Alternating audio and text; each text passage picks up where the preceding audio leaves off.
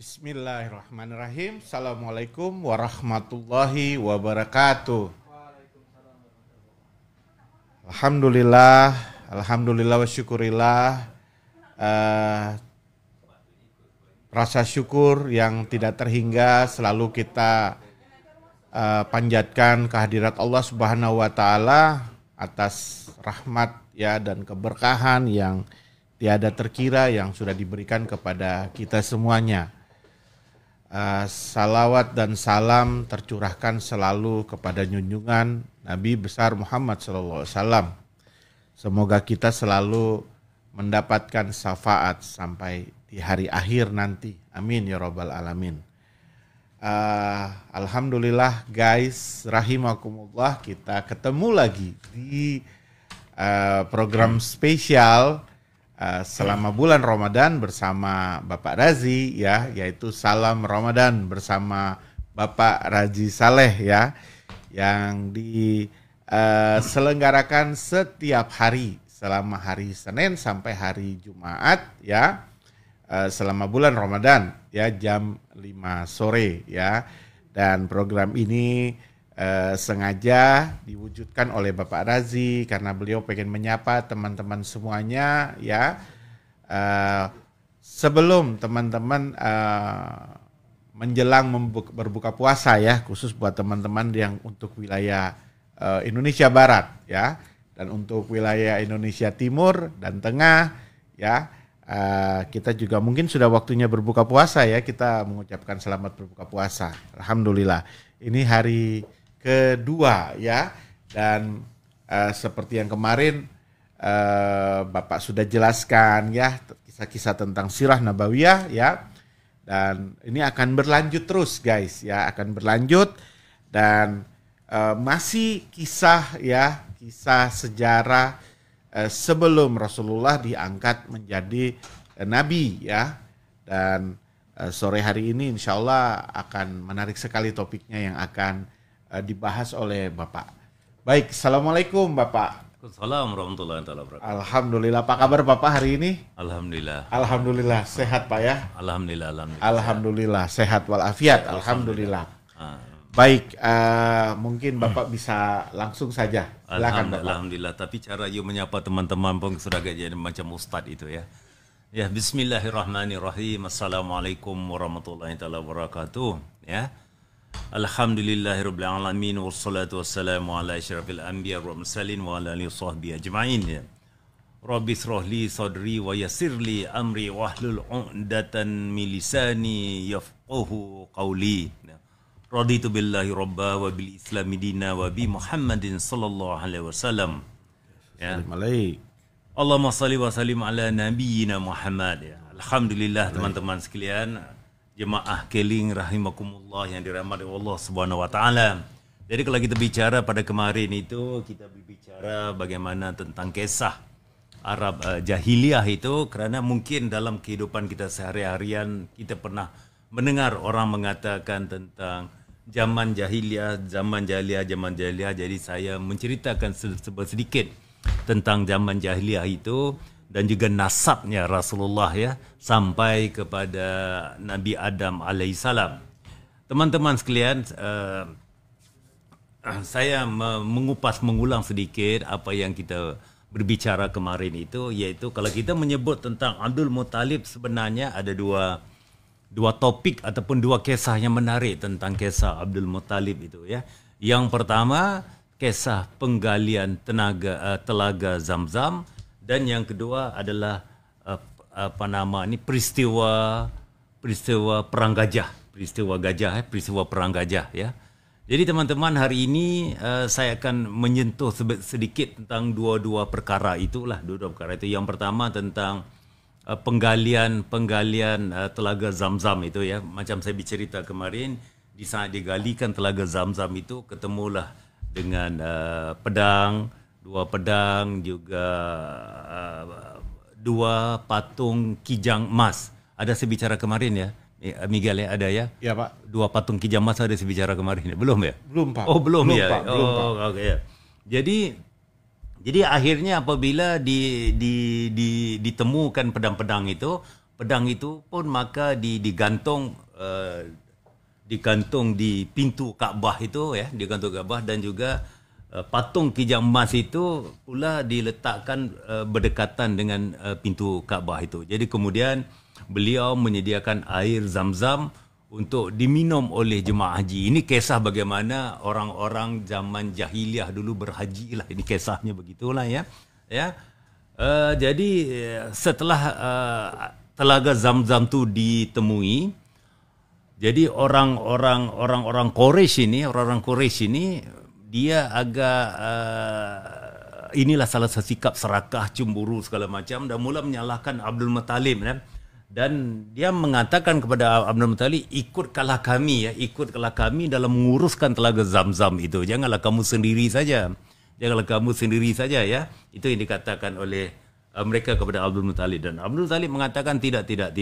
Aku tidak menyertai kamu kerana urusan ini sebenarnya khusus buat aku. Ini dikatakan Abdul Muttalib tadi. Jadi maka kerana tidak ada penyelesaian, maka persoalan ini dibawa ke pengadilan Bani Sa'd. Ini Miguel sebagai ini you harus fokus ini. Ini kita ngomong-ngomong ini pengadilan ke apa nama ni, dibawa ke pengadilan Bani Sa'd ya. Bani Sa'd ya. Namun di tengah perjalanan ini Allah sebenarnya menunjukkan kepada mereka tentang bukti-bukti keistimewaan, connection. Kalau kita bicarakan dalam dunia kita ni engagement antara engagement antara Abdul Muttalib dengan telaga Zam-Zam itu. Jadi akhirnya maka urusan ini di pengadilan itu diputuskan, pengadilan Bani Sa'd itu diputuskan bahawa urusan ini harus dihandle 100% oleh Abdul Muttalib itu tadi. Maka bernazarlah Abdul Muttalib. Ini orang Arab ni begitu, dia akan kuat dengan nazarnya. Bernazar Abdul Muttalib itu, sekiranya aku dikaruniakan 10 orang anak lelaki, apabila mereka meningkat dewasa nanti, salah satunya akan aku korbankan di Kaabah. Wah, di luar biasa sekali. Ini kisah dia ya. Kemudian satu lagi yang menarik tentang kisah di zaman kisah Abdul Muttalib ini adalah peristiwa Perang Gajah. Miguel tahu peristiwa Perang Gajah? Ya. Tahu ya bagaimana bermulanya? Ya. Okey, di sini teman-teman ya. Peristiwa Perang Gajah ini sebenarnya bermula apabila Abraha. Jadi Raja Yaman namanya Abraha. Abraha ini seorang beliau juga seorang bersama dengan seorang pemuda Habsyah dan wakil Najasyi. Najasyi ini ke atas Yaman. Wakil Yaman ini sebenarnya ada wakil daripada pemerintah Najasyi yang meletakkan wakilnya di negeri Yaman. Di negeri Yaman itu ya. Mereka ini melihat orang-orang Arab melakukan haji di Mekah. Mereka melihat orang raja, terfikir oleh mereka bagaimana caranya untuk mengalihkan orang-orang Arab ini ya supaya datang mengerjakan haji di Yaman, bukan di Mekah itu tadi. Jadi mereka binalah sebuah gereja yang cukup besar waktu itu. Gereja yang cukup besar ya. Jadi Abraha ni sebenarnya mau supaya orang-orang Arab ni tadi dia tidak mengerjakan haji di Mekah ni tadi ya. Dia akan beralih ke Yaman dengan membangunkan satu gereja yang cukup besar, lebih menarik lah intinya begitu daripada yang terdapat di Mekah tadi. Jadi ini sebenarnya teman-teman ya, saudara-saudaraku sekalian, inilah perbedaannya agama kita, agama Islam ini. Kerana ditakdirkanlah katakanlah Kaabah itu dipindahkan daripada Mekah. Contohnya begitu kan? Ya. Pindah pada Mekah, orang akan pasti tetap datang ke Mekah. Kerana ini sebagai satu contoh lah, kalau dalam agama lain katakanlah macam ada satu orang tu dia sembahyang ataupun memuja sesuatu patung itu, dan patung itu tiba-tiba dicuri, dibawa. Patung itu katakanlah berada di Bali contohnya begitu kan. Kemudian dicuri, dibawa patung ni dibawa ke Amerika, orang akan pergi ke Amerika lah. Tapi berbeza dengan konsep tentang Kaabah ni tadi. Katakanlah mereka pindahkan Kaabah pun, orang akan tetap pergi ke Mekah. Kerana tanah yang suci itu adalah di Mekah. Di situlah ini perbedaannya. Jadi kerana Abraha ni dia tidak mengerti dalam hakikat yang begitu, maka dia membangunkan satu gereja yang cukup besar. Cukup besar dengan tujuannya satu saja, untuk mengalihkan orang Arab ni supaya berhaji datang ke Yaman, bukan lagi ke Mekah ni. Jadi berita ini sebenarnya didengar, kisah ini sebenarnya didengar oleh salah seorang daripada Bani Kinanah. Bani Kinanah ni tadi kan marah dia. Kemudian di tengah malam dia masuk ke dalam gereja itu, maka dia kotorkan, dia melumurkan gereja itu dengan kotoran. Wah, ini kisah awalnya begitu. Jadi dia melumurkan gereja itu dengan kotoran najis itu tadi. Wah, setelah Abraha dapat tahu, marahlah Abraha itu. Marah banget Abraha itu. Maka dia bersama dengan tentera terlatih kurang lebih dalam 60,000 orang anggota bertolak ke Kaabah dengan tujuan untuk menghancurkan Kaabah itu. Ini kisah perang gajah, ternak gajah itu tadi ya. Jadi Abraha ini, kita ada waktu berapa lama lagi, Miguel? Baru mulai. Oh, baru mulai. Saya merasakan sudah agak lama nih tadi. Ya. Jadi Abraha ini memilih gajah yang paling besar antara gajah-gajah itu. Dia menaiki gajah yang paling, ya, di tengah pasukan itu sebenarnya ada gajah sekitar antara 9 hingga 13 ekor gajah. Tenteranya 60,000. Gajah itu antara 9 sampai 13. Daripada 9 13 tu dia menaiki gajah yang paling besar. Tapi ada satu, dia punya kerahmatan Allah, keistimewaan Allah ni tadi ya. Ada satu, iaitu setelah tiba di Lembah Masyar. Lembah Masyar tu antara Muzdalifah dengan Mina. Dan Muzdalifah Mina tu ada satu lembah yang dinamakan Lembah Masyar itu tadi. Gajahnya tiba-tiba macet, enggak mau jalan. Dia berhenti, gajah itu. Dia berhenti ya. Tapi gajah itu dia akan bergerak cepat kalau dia alihkan contohnya kepada utara, barat segala macam. Tapi bila menghala kepada Kaabah, dia akan berhenti. Dia tidak mau berjalan lagi. Ini kisah tentang gajah itu tadi. Kalau dia pergi ke tempat lain, timur, selatan atau utara, dia akan laju jalan. Tapi bila dipusingkan menghala ke Kaabah, dia akan macet. Dorong bagaimana? Dia tidak mau berjalan.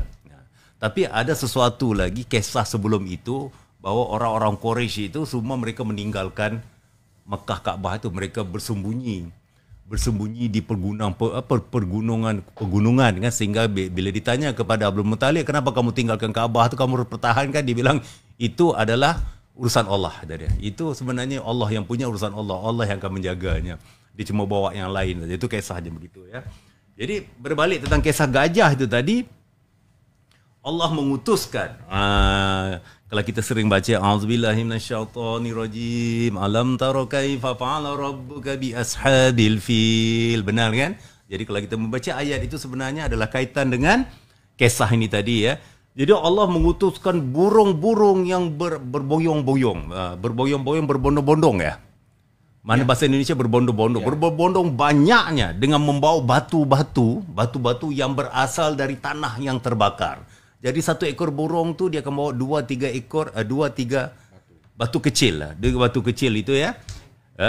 Jadi daripada tanah yang terbakar. Jadi Allah ini jadikan mereka, siapa yang terkena batu itu, jadi Allah jadikan mereka ini seperti daun yang dimakan ulat. Bayangkan bagaimana. Krepot tadi kan? Dalam bahasa Melayu bilang krepot itu daun, tahu bagaimana daun ini dimakan ulat tu, begitulah dia. Bila kena saja dia punya badan tu langsung mengerepot, langsung hancur ya. Jadi itulah kisah batu tu tadi ya. Sebenarnya batu tu tidak besar, Miguel. Teman-teman sekalian, batu tu sebesar biji kacang. Biji kacang yang dibawa oleh burung-burung tadi. Bila dijatuhkan dan tidak kena pun, orang kabur juga. Itulah kisahnya tadi kan ya.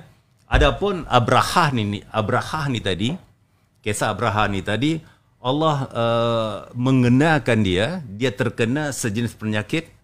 Allah mengenakannya sejenis penyakit itu yang menyebabkan jari-jarinya itu terputus, tangan-tangannya terputus. Abraha itu tadi kan, dia lalu seperti anak burung. Keadaan Abraha tu seperti anak burung yang tidak bermaya lah. Bagaimana anak burung yang begini, putus, jari putus ni, lama-lama dia langsung maut, langsung maut. Inilah kisah ni tadi. Jadi jangan kita bermain dengan sesuatu perkara begitu. Itu kisah tentera gajah itu tadi, ya teman-teman sekalian, ya teman-teman saudara-saudaraku sekalian, ya. Jadi sementara macam saya menceritakan tadi adalah orang-orang Quraisy ini bersembunyi di gunung-gunung ganang, menjaga diri mereka dari serangan tentera Abraha. Jadi setelah aman itu tadi, mereka kembali semula ke dalam rumah mereka. Dan sebenarnya teman-teman, peristiwa tersebut, peristiwa tentera bergajah itu sebenarnya berlaku pada bulan Muharram. Pada bulan pada 50 atau 50 hari 50 atau 55 hari sebelum kelahiran Nabi Muhammad sallallahu alaihi wasallam. Dia terjadinya begitu, ya. Jadi Nabi itu kalau kita menceritakan dengan tahun Masihi lah, kalau kita mencerita dia sebenarnya berlaku pada akhir Februari ataupun awal Maret. Kalau kita membicarakan kepada Masihi lah, ya. Intinya begitu, ya. Dan sebenarnya teman-teman, ya, ini kalau kita melihat kan, ini sebenarnya adalah merupakan hadiah Allah, ya, yang Allah berikan kepada Nabi dan juga kepada umatnya. Ya, ini hadiah Allah dia. Jadi sebenarnya kalau kita mengatakan apabila kita melihat Baitul Maqdis waktu itu, apabila melihat Baitul Maqdis bermakna melihat kiblat Allah. Sedangkan masa itu Baitul Maqdis itu dikuasai oleh orang-orang musyrik, orang-orang musyrikin. Ya, jadi tapi kita lihat Baitul Maqdis itu, kita lihat kiblat Allah lah. Sebenarnya Kaabah ini tidak pernah dikuasai oleh orang-orang Nasrani ketika itu. Orang-orang Nasrani. Kaabah itu tidak pernah dikuasai oleh orang Nasrani. Ketika itu mereka itu sebenarnya agama Islam. Orang Nasrani tidak pernah menguasai Kaabah, ya. Walaupun penduduk Mekah kebanyakannya adalah orang-orang musyrikin. Orang-orang musyrikin. Ini keistimewaan tadilah. Jadi berita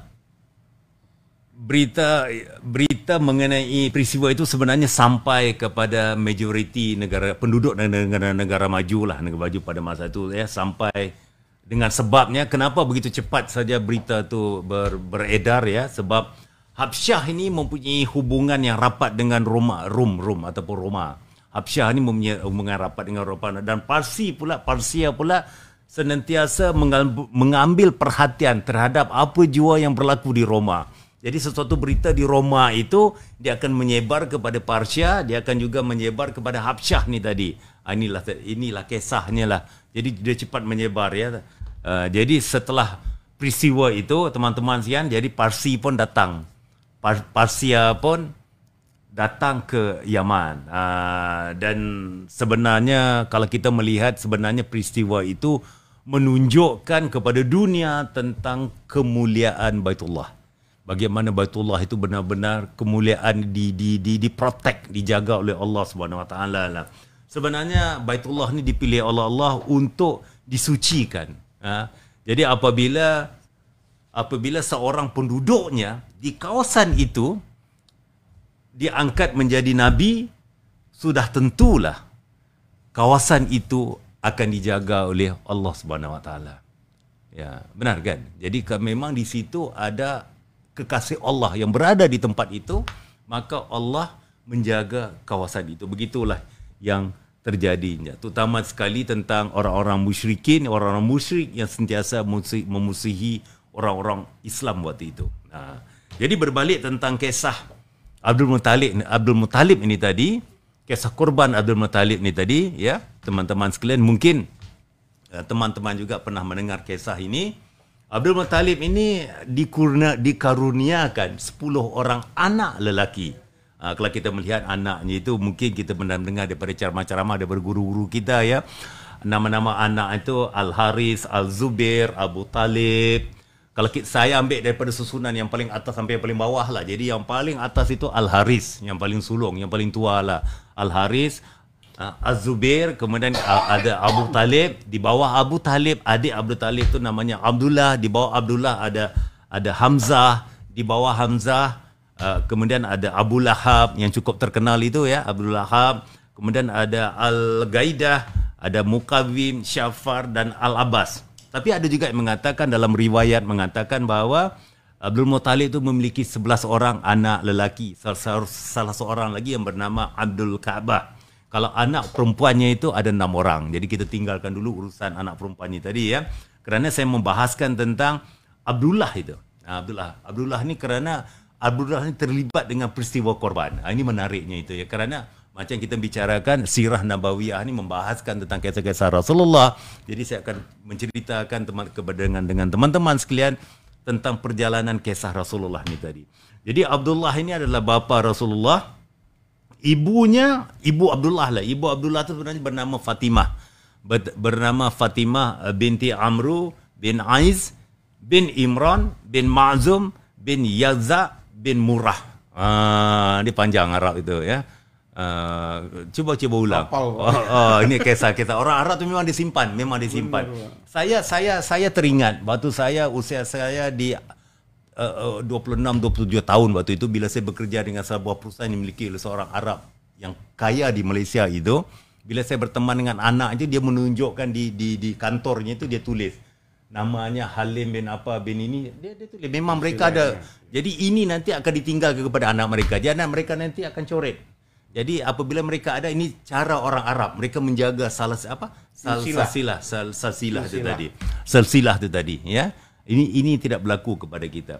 Jadi setelah anak-anak itu meningkat dewasa, Abdul Muttalib menceritakan nazarnya itu kepada anak-anaknya itu. Tapi luar biasa, orang zaman dulu sekarang luar biasa. Mereka akur, mereka terima dengan nazar itu tadi. Mereka semua akur atas keputusan daripada Abdul Muttalib itu tadi. Jadi bagaimana caranya, ini sistem orang Arab. Bagaimana cara mereka mengadakan satu korban itu tadi, cerita Arab itu adalah Abdul Muttalib itu menulis nama pada anak panah. Pada batang anak panah tu dia tulis nama, diikatkan pada situ, pada 10 tu tadi kan. Kemudian dia diberikan anak-anak panah tu dia letakkan di dalam satu tempat, maka dia kasihkan kepada juru kunci Kaabah yang bernama Hubal. Jadi Hubal inilah dia kocok-kocok. Tahu kocok kan? Ini bukan mie kocok lah. Dia kocok, dia angkat anak panah itu, maka dia angkat nama yang keluar itu ya. Nama yang keluar itu adalah Abdullah. Ayandanya Rasulullah ni tadi. Jadi Abdullah ini kerana yang pertama dia ganteng, dia sopan, dia baik. Pasti satu Mekah itu sayang kepada dia. Orang-orang musyrik itu sayang banget dengan dia kan. Dan apabila namanya itu terpilih, maka orang protes lah, orang minta Abdul Muttalib jangan dikorbankan Abdullah, jangan dikorbankan. Dan orang yang paling menegahnya itu adalah di sebelah pamannya daripada sebelah ibunya itu tadi. Paman di sebelah ibunya tadi ya. Daripada Bani, kalau dalam Arab tu kan dia pakai Bani, daripada Bani Ma'zum. Daripada Bani Ma'zum tu tadi kan. Daripada ini yang benar-benar menegahnya. Dan juga yang menegah paling kuat itu juga saudaranya itu, iaitu bernama Abu Talib. Abu Talib sayang banget dengan adiknya itu, Abu Talib. Dia menegah tu tadi. Jadi Abdul Muttalib ni tadi dia dalam bingung. Aku telah bernazar, jadi apa yang harus aku lakukan? Maka mereka sarankan bertemu dengan seorang Arafah. Arafah itu dia ni berbentuknya gaya macam perempuan. Kalau kita melihat dalam filem-filem, ini kadang-kadang kita melihat dalam filem-filem lama, filem-filem Roma begitu kan, kita melihat ada satu gaya macam perempuan, gaya macam lelaki. Ingat kan dia punya benda begitu kan? Kurang lebih kalau saya cerita ni mungkin anda semua tahulah. Miguel tahu, pernah bisa bayang apa bilang begitu kan, dengan solekannya gaya macam cewek, gaya macam cowok gitu kan. Dia berbentuk seorang perempuan, itu yang dikatakan Arafah itu. Bagaimana Arafah itu bentuk seorang perempuan dari Araf. Itu dinamakan Arafah ni tadi. Dan meminta nasihat kepada dia. Jadi Arafah ni dalam konsep sumpahan orang Arab atau penazar orang Arab itu, dia mengatakan bahawa bagaimana cara untuk menebus sumpah itu adalah dengan meletak nama Abdullah itu pada pada anak panah itu tadi dengan 10 ekor unta. 10 ekor unta. Jadi dikocok. Jadi begitu caranya untuk menebus itu. Jadi waktu cabutan yang pertama Cabutan yang pertama, kita ada 5 menit lagi ya. Ini sedang mula, inilah. Cabutan yang pertama, nama Abdullah. Cabutan yang kedua, nama Abdullah. Cabutan yang ketiga, nama Abdullah. Sehingga cabutan yang ke-10, kurang lebih 100 ekor unta, baru yang tercabut adalah unta. Maka nyawa Abdullah itu ditebus dengan 100 ekor unta. Maka Abdul Muttalib ini, dia menyembelih 100 ekor unta ini dan tidak diberi makan, tidak boleh dimakan oleh manusia dan juga oleh tidak diberi makan oleh manusia lah, dibiar saja begitu 100 ekor unta tu biar begitu, dan haiwan juga tidak memakan daging unta. Tu bayangkan kalau 1 ekor unta saja nilainya berapa? Mahal, Pak. Gi, 1 ekor unta harganya berapa, Gi? Sekarang nih mungkin 30, taruhlah 20 juta. Kata 20 juta. Kalau kita bicara 100 ekor unta, itu 20 miliar itu Ya. 20 miliar itu dibuang aja begitu kan. Dan bayanglah betapa kayanya Abdul Muttalib itu, keturunan Rasulullah itu. Dan ini yang terjadi teman-teman sekalian ya. Jadi itulah kisahnya ya teman-teman ya. Bagaimana caranya untuk menebus nyawa Abdullah itu karena sayangnya mereka pada Abdullah, dan sebenarnya Abdul Muttalib juga terlalu sayang pada Abdullah juga, tetapi karena nazar dia terpaksa tunaikan. Dan sebab itu Rasulullah mengatakan bahawa Rasulullah pernah bersabda bahawa sebenarnya dalam keturunan aku, dalam salah silah aku, ada 2 orang yang dikorbankan, iaitu Nabi Ismail alaihissalam dan bapa baginda sendiri, iaitu Abdullah itu tadi. Kalau kita faham kisah Nabi Allah Ismail itu, bagaimana dia digantikan dengan kibas yang diganti oleh Allah, yang diturunkan di syurga, tapi Abdullah diganti dengan 100 ekor unta yang dikorbankan di Mekah waktu itu.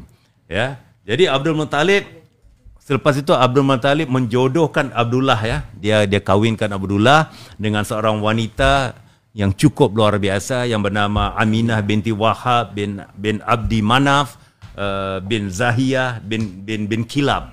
Jadi ketika itu Aminah, kalau kita menceritakan tentang nasab, orang Arab ni memang kalau yang nasab terbaik dia akan cari yang terbaik. Ini kisah orang Arab. Sampai sekarang budaya ini masih berada begitu. Jadi kalau saya melihat kadang-kadang kisah orang Arab ini agak susah orang kebiasaan untuk menikahi perempuan Arab. Tapi kalau lelaki Arab, insya Allah mudah untuk berkahwin. Ini bagaimana caranya salasilah Arab ni tadi ya, teman-teman sekalian ya. Ini kerana saya mencerita ini sikit sebanyak, alhamdulillah lah. Kebetulan saya juga ada sedikit darah Arabnya di sini kan. Ya. Apa dia? Harga untanya 33 juta. 1 ekor. 33 juta 1 ekor. Kalau 133 miliar, Pak. 33 miliar dibuang begitu saja teman-teman sekalian ya. Bagaimana itulah kisahnya. Bagaimana kisahnya keturunan Rasulullah itu tadi ya.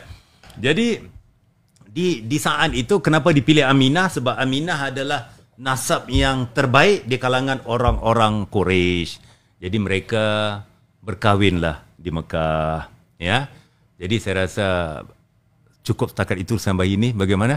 Ya, insyaAllah ya. Nanti kita lanjut pada besok hari, supaya kerana banyak lagi kisah-kisah yang menarik yang akan kita lanjutkan. Saya sebenarnya teman-teman sekalian, teman-teman jemaah Keling rahimakumullah yang dirahmat oleh Allah sekalian, niat saya adalah saya ingin membawa kisah ini daripada sebelum kelahiran Rasulullah, lahir Rasulullah, Rasul diangkat menjadi Rasul perjuangan dan sampai wafatnya Rasulullah itu tadi. Jadi mudah-mudahan insyaAllah jika dipanjangkan umur, dipanjangkan usia sepanjang bulan Ramadan itu, mudah-mudahan bisa kita selesaikan sehingga kepada bagaimana perjuangan Rasulullah yang banyak memberi satu manfaat. Dan ingat, kenapa kita harus mengenali baginda Rasulullah ni tadi sebenarnya adalah untuk mempermantapkan keimanan kita. Sebab salah satu rukun iman, kita harus beriman kepada Rasul. Dan ingat, Rasulullah adalah penghulu kepada segala Nabi. Jadi dengan itu, insyaAllah saya mengucapkan selamat menyambut berbuka puasa, iftar insyaAllah. Ya. Semoga anda sentiasa di dalam lindungan Allah SWT. Sekian wabillahi taufiq wal hidayah. Wassalamualaikum warahmatullahi wabarakatuh. Terima kasih. Waalaikumsalam warahmatullahi wabarakatuh. Alhamdulillah. Terima kasih Bapak ya. Masya Allah, ini Bapak berkisah tentang hal-hal yang kita juga kadang-kadang saya juga baru dengar karena memang kita banyak dikisahkan itu kisah-kisah ketika Rasulullah mulai lahir sampai wafat ya. Oh, gitu nah, ya. jarang di sebelum itu tuh jarang banget gitu ya. gitu Masya Allah. Jadi gitu. Luar biasa ya. Dan alhamdulillah ya, insya Allah nambah pengetahuan lagi kita dari Pak Razi ya, nambah ilmu lagi, Masya Allah. Moga-moga banyak hikmah, banyak pelajaran yang bisa kita petik ya dari ada kisah yang Bapak sudah sampaikan pada pada sore hari ini ya, insya Allah. Dan guys ya, kalau ada yang mau ditanyakan ya teman-teman boleh nanti ketik di kolom chat, atau mungkin teman-teman ada punya pengen Bapak bercerita kisah Rasulullah yang bagian mana, mungkin boleh juga Pak ya. Boleh insyaallah. Boleh ya. Jadi kalau misalnya boleh ya, ada saran-saran mungkin Bapak pengen Bapak cerita tentang kisah Rasulullah yang chapter yang mana gitu, nanti boleh ya, boleh ditulis di kolom chat aja ya, nanti kita akan sampaikan ke Bapak untuk Bapak bisa sampaikan ke teman-teman semuanya, insya Allah. Baik, mungkin itu dulu ya. Insya Allah kita akan jumpa lagi besok jam 5 sore guys. Amin, ya. Amin. Jam 5 sore insya Allah, dan tetap sehat, tetap semangat ya. Moga-moga kita doakan juga Pak Razi dan keluarga juga, semoga selalu sehat walafiat. Teman-teman semua juga selalu sehat walafiat. Amin ya rabbal alamin. Ya. Baik, kita jumpa lagi di besok hari guys ya. Terima kasih banyak. Assalamualaikum warahmatullahi wabarakatuh. Assalamualaikum warahmatullahi wabarakatuh. Terima kasih guys.